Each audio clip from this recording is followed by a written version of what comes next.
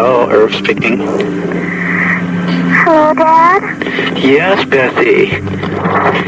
Are you okay? The phone call you're about to hear is 8-year-old Beth Stauffer, who was kidnapped with her mother Mary. On June 15th, 1980, at 10:14 p.m., the kidnapper allowed Beth to call her dad on Father's Day. The FBI recorded it. Yeah. Is Mommy okay? Yes. That's good. Oh, Daddy? Yes? Happy Father's Day. Oh, thank you so much, sweetie. We can't talk anymore. When can you come home? I don't know. Can I talk? Talk to me, okay, Dad? Can I talk to him? No. Mary Stauffer, 36. Beth Stauffer, her 8-year-old daughter. Kidnapped, chained, abused, for 53 days. But they escaped, and Ming Sin Chu was arrested the same day. During the trial, he attacked Mary, leaving a scar on her face. He even hired a hitman to kill her, but she survived and made sure Ming would never terrorize anyone again. He had 53 days of our lives. He doesn't get another day. In the small town of Roseville, Minnesota, Mary lives with her husband, Irv, and their 2 children, Steve and sweet little Beth. The house is packed because the family is moving to the Philippines. It's May 16th, 1980. Mary takes Beth for one last errand before the big day. When Beth got home from school, I said, come on, let's go and get your hair cut so we look nice. As the hours go by with no news from them, Mary's husband Irv and their 6-year-old son, Steve, are getting more and more worried at home. What's happening? Where are Mary and Beth? Why haven't they come home yet? Mom's not the kind to run away. Mom loves me. Mom loves Dad. Mom loves my sister. There hasn't been any arguments. Around town, the police are searching for a child named Jason, who was kidnapped that very same day. Little boy kidnapped. Jason, playing in a park, never came back. Terrifying story. But they have no idea that Mary and Beth are missing. It's nighttime. Irv finally decides to call the police. That's when he learns about the missing boy, who was abducted by a dark-haired man. The man on FBI's most wanted list. This remains an extremely active scene. Irv fears the worst for his wife and daughter. The search goes national, roadblocks, ground team, air support. They find Mary's car left in a ditch, but no trace of the missing kids or Mary. Irv is frantic, and as the days pass, his hopes of seeing his family alive are growing thin. It's June 15, 1980. It's Father's Day, and Irv is at home with his son Steve, but still no news of Mary or Beth. It's been 30 days since their abduction. That's when the phone rings. Hello, Irv speaking. Hello, Dad? Yes, Bethy. Are you okay? Yeah. Is Mommy okay? Yes. That's good. Oh, Daddy? Yes? Happy Father's Day. Oh, thank you so much, sweetie. You're fine, Dad. Oh, I'm so glad. We can't talk anymore. When can you come home? I don't know. Can I talk? Talk to me, okay, Dad? Can I talk to him? No. Okay, you call again. See you soon. Okay. Bye. Bye-bye, sweetie. This cryptic phone call hides a much more sinister truth of what happened to his daughter and his wife. The day of the abduction, Mary and Beth are leaving the beauty salon. The 2 are walking through the parking lot. We saw a man walking toward us. And I looked up. I thought perhaps he wanted to ask directions. And he had a gun. He pulled out the gun and put it at Beth's side and said, "I need a ride." He forces them into their own car and sits beside them, his gun pointed at little Beth. Mary does everything the man says and drives off. She doesn't recognize the man yet. She doesn't know she's supposed to. I said, I don't know where you're going, but we need to get there quickly because I have to get home. I have company coming for supper. They stop at a red light. Directly behind them is a police car. We came to an intersection, and I remember him saying, if that police car turns the same way we turn, you're dead. But the police car doesn't turn. After an hour of driving, the man tells Mary to stop the car. He opened the trunk, and I realized he was going to put us in the trunk. That was Mint's premium wireless is $15 a month, but I'd like to offer one other perk. We have no stores. That means no small talk. Just sign up online at mintmobile.com. It is an introvert's dream. Very, very scary for me. I said, please don't put us in the trunk. We won't be able to breathe. We were lying face down, and then the trunk was closed. Gagged, tied, trapped in the trunk of a moving car, the two of them try their best to untie each other, but the noise catches the attention of their captor. And he raised the trunk lid and saw that her ropes were untied. With the trunk wide open, two boys on bikes come near the car. One stays at the front of the car, one walks to the back trunk where he has it open, and he looks in and he sees this woman and child duct taped together, and is alarmed and says, whoa. All of a sudden, something was placed on my feet. And then I could hear whimpering, and I thought, this is a child. 6-year-old Jason Wilkman was just being curious. He saw something he shouldn't have, and for that, he was taken away. And so I started to talk. I said, my name is Mary, and I'm 36 years old, and our daughter Beth is here, and she's 8 years old. And we don't know who this man is, and we don't know what he wants, and we don't know what he's going to do to us. I think he said, I'm supposed to visit my grandpa and grandma tomorrow. And we just talked about being scared. And then the car came to a stop, and the trunk lid was open, and Jason was removed from the trunk, and then the trunk lid was closed. And then all was quiet. And I remember thinking, he's left us here to die a slow death in the trunk. But after what seems like an eternity, the man comes back. He takes them out of the car, into a van, but there's no sign of Jason. Mary asks what he did with the boy. He says he left him somewhere where he could be found. He lied. It will take months for the police to find out Jason had been murdered. But Mary is not stupid. She knows not to trust anything the man says, and she's terrified of what he might do to her or her daughter. We didn't know from minute to minute whether we would be alive the next minute. Then, Mary and Beth are being led into a small house and forced into a tiny bedroom closet. A closet that's been converted into a prison. There was a light bulb with a pull chain. There was a scatter rug on the floor and two small throw pillows. They took a screwdriver and removed the doorknob from the inside of the door, and we were locked into that closet. Our hands were still tied. We could not reach up and turn on the light. And so the only thing we could do is lie down on that floor. We just had to try to get some rest because we didn't know what the next day would bring. She knows right away this was not a random occurrence, that this was planned. And their terror, of course, escalated at that point. In the first week of their captivity, Mary is taken into the living room where the man ties her to a couch. He removes her blindfold. She sees that a camcorder is set up and she's being filmed. Then, she finally discovers what this is all about. He had actually been up in the woods behind our house, probably using binoculars. He knew that Beth had a little makeup Barbie that was on the dresser top of her room. He knew our son Steve. He knew that my parents had been to visit.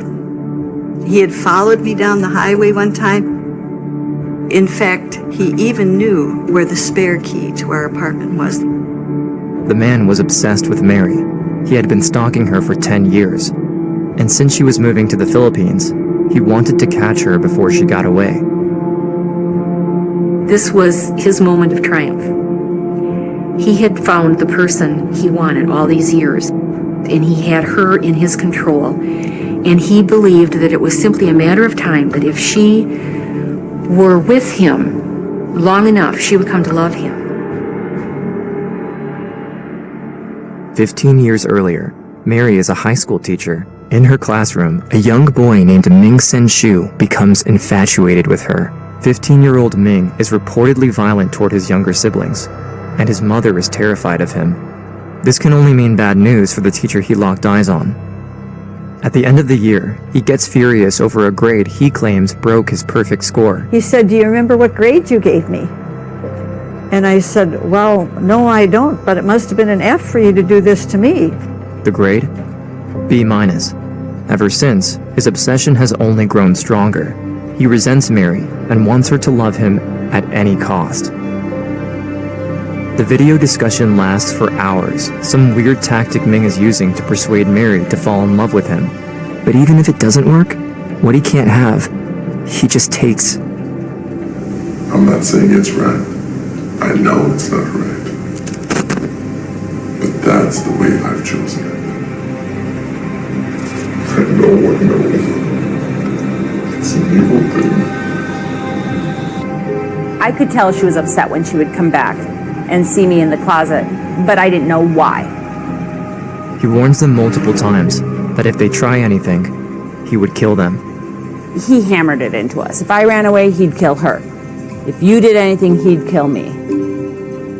June 7th. Ming takes his fantasy of having a family life with Mary further and rents an RV for a trip to Chicago. He leaves Beth inside the RV, chained, while Mary and him go out in public, his gun keeping her in check. During that trip, both Mary and Beth make attempts to get rescued. Mary uses her traveler's check to pay, knowing it should alert the FBI of her transaction and whereabouts. The FBI never... What's this brand? Aldi brand. These parts we don't pay big brand markups. So we save money? Darn tootin'. Differences that save you money. It's an Aldi thing. Received the information. Beth, on the other hand, takes the risk of ripping the blinds off a window and peers outside just as teens are passing. For the first time, she has the courage to act, even though Ming has threatened to kill her mom if she tried anything. She yells out to the teens, saying she was abducted and asks for their help, but the teens laugh at her and tell her to stop making stories. They leave. July 4th, Ming takes them to see the fireworks. Before exiting the van, he warns them, like he's done many times before, that if they try anything, he would kill them and anyone else who's nearby. At that moment, a police car drives by and stops at the red light. Mary doesn't dare do anything. She says, quote, I couldn't do a thing about it because he always had his gun and he always had Beth. But she memorizes the phone number written on the back of the police car in large numbers. When they get home later that night, she makes Beth memorize it too. July 6th. As they sit around the table, Ming has them playing out another fantasy, family game night. That's when he announces the worst news Mary ever heard. He's taking them far away to another home. Mary can feel the excitement in Ming's voice, but she's filled with despair. Quote, It wasn't until that day that I despaired to the point that I said to Beth, he's never gonna let us go. There were times when I questioned my faith. Sometimes I'd be so discouraged day after day. No rescue, no nothing. But Beth was sensitive to that. One day she said, Mom, do you think that God is going to send his angel to open the door for us like he did for Peter and the other guy? And in my deep heart of hearts, I didn't think it was going to happen that way at all. But I don't want to destroy the faith of a child. And so I said, well, he certainly could do that, but he might choose a different way. Time is running out. Mary knows she has to risk it all. July 7th. While Ming is out, Mary and Beth are chained tightly to the door inside the closet. Mary's staring at the door hinges, thinking. She knows Ming can be back any second. She has no tools, just her fingernails to remove the hinge pin. She knows it's unlikely the pin will come off that easily, but she has to try. So I went over to the door, I held the door with one hand, and I pulled the hinge pin with the other. It came out just like it was greased. The door separated. It was clear that our cable was going to come through. Beth, she panicked right away. She started pulling on my clothes. She said, Mama, don't do it. Mama, you know what he said? If he finds us escaping, he's going to kill us. You know, I mean, she was really panicked. I slapped her cheek. I sat her down in the chair and I said, listen, Beth, if God has given us this way of escape, we have to take it. Sure, it's dangerous. If Ming comes home and finds us escaping, he's going to kill us. We know that. But if this is God's way, he's going to take care of us. But I can't fight against you. We have to work together in this. We're chained together and we have to work together. Beth understands, and they make their way to the kitchen. Mary grabs the phone, dials a number she memorized on the back of the police car 3 days prior. A moment later, a dispatcher from the sheriff's office answers. Mary says, This is Mary Stauffer. I think you're looking for me and my daughter Beth. Please hurry. We're being held in a house. He has loaded guns here. He'll kill us and anyone who tries to come in here. Don't try to come in if he's here. The dispatcher gives Mary strict instructions to stay inside the house and away from the windows. Mary ends the call. Beth then tells her mother that they should wait outside for the police, but they can hide behind the bushes. Mary listens to her daughter, going against the dispatcher's instructions. They leave through the back door of the house, while still chained together. They crouch behind a car, out of sight, but they have no idea that at that moment, the cops are already there, securing the area, getting ready to move in on the house. Expecting to see the two of them still inside, the officers break in. At that moment, one of them notices a vehicle parked outside. There's a chance Ming-Sin Shu made it home before the police arrived. The officer moves in on the vehicle. He sees a figure from underneath, crouching, hidden behind the car. Mary and Beth. Approximately 3:30 this afternoon, our Ramsey County Sheriff's dispatcher received a phone call from a woman who identified herself as Mary Stauffer. She stated she had freed herself from a shackled position. The day we escaped, the air smelled sweet, like I remember the feeling of the sun. There's nothing like just feeling the freedom. When we were taken to the sheriff's office and I first saw my husband Irv and our son Steve, it was just so marvelous to hug each other. The police arrest Ming that very same day, but the relief is met with tragic news. When the officers escort Mary and her daughter to the station, they ask if the boy Jason is still inside the house. This confirms what Mary feared all along. Jason is dead, and they still haven't found his body. Before long, Mary and Beth are called to testify against Ming in court. It's not uncommon for kidnappers and criminals to admit or pretend that they regret their actions once they're caught. Dennis Earl Bradford, the man who took little Jennifer Shuett from her bedroom at night, broke down during his interrogation.